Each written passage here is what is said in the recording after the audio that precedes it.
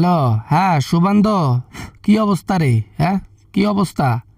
ওই কলকাতার কি অবস্থা? তোরে যে ওই দিক দিয়ে আমি করাইলাম, নির্বাচনে জয়লাভ করালাম, ওই দিক কি সব কিছু কন্ট্রোলে আছে নাকি? জি স্যার সবকিছু ঠিক আছে। আরে আপনি একটা দায়িত্ব দিছেন আমারে, আমি কি সেই দায়িত্ব পালন না করে এমনি এমনি বসে থাকবো? অসম্ভব। আমি ভালোভাবে দায়িত্ব পালন করতেছি, খালি একটা সমস্যা হয়েছে স্যার, বুঝছেন? এ বেটা, কি সমস্যা হয়েছে? তোরে না কইছি কোনো সমস্যা হইলে সাথ সাথ আমারে জানাবি। গুড নিউজ পরে দিলেও চলবে, কিন্তু ব্যাড নিউজ সবার আগে দিতে হবে, বুঝলি? এরপর যেন আর এরকম করে না বলা লাগে, বল।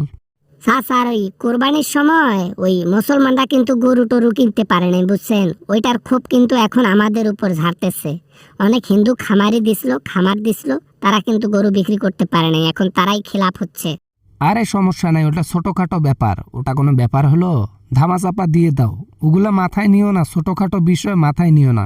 আর তার চাইতে বড় কথা, ওগুলা বিষয় আমাকে বলিও না, ওগুলো নিজে তুমি ট্যাকেল দিতে পারবা, বুঝছো শুভেন্দু? স্যার একটা কথা আমার বারবার মাথায় আসতেছে। আপনি এই যে মুসলমানদের দেখতে পারেন না কেন, আমাকে একটু বলবেন?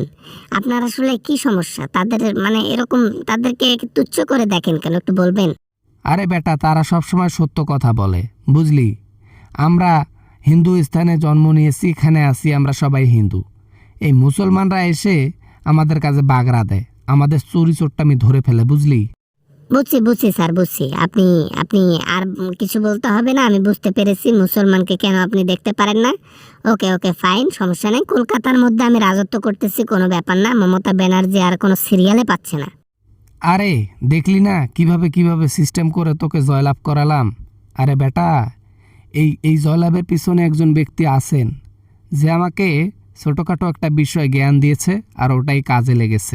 সেটাই তো আমি বুঝলাম না, মমতা ব্যানার্জির এত ক্রেজ, অথচ সে নিজের আসনে পর্যন্ত হতে পারে না।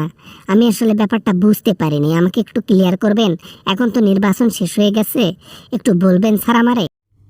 হাসিনা বাংলাদেশের সরকার, সাবেক সরকার, ও বলেছিল যে ভোট ডিলিট করো, 93 লাখ ভোট ডিলিট করো, তাহলে দেখবা যে তুমি শুভেন্দু অধিকারীকে জয়লাভ করার সুযোগ হয়ে গেছে। তাই তো বলি, আপনি একজন মোদি চাওয়ালা, আপনার মাথায় এরকম ব্রেন। আমি আসলে ঘুমাইতে পারি না, এখন বুঝতে পারলাম এই জ্ঞানের পেছনে কোন ব্যক্তি রয়েছে। যাক ভালো, এখন তো খালি টাকার উপর শুই। হ্যাঁ, তুই তো ঘুষ খাইতেও ধরা খাইছিলি, এত কিছু জানা সত্ত্বেও তোকে পদবি দিছি, বুঝলি কেন?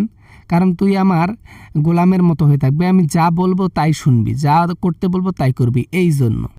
আরে খালি অর্ডার করবেন, আপনার কথা মানতে এক সেকেন্ড আমি দ্বিধা করব না। কোনো প্যারা নাই স্যার, কোনো প্যারা নাই, রিল্যাক্সে থাকেন। আর এদিকে আমি দেখতেছি কলকাতা একবারে কন্ট্রোলে আমার হাতের মুঠোয় এনেছি।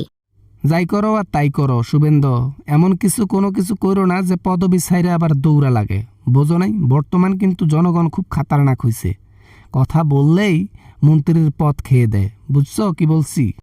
জি স্যার বুঝতে পেরেছি, এত প্যারা নিয়েন না। আরে যেখানে কথা বলা দরকার সেখানে কথা বলবো, এর বাইরে কথাই বলবো না। জনগণের সাথে লাগতে গেলে আমাকে 2 দিন টিকতে দেবে না মন্ত্রিত্ব।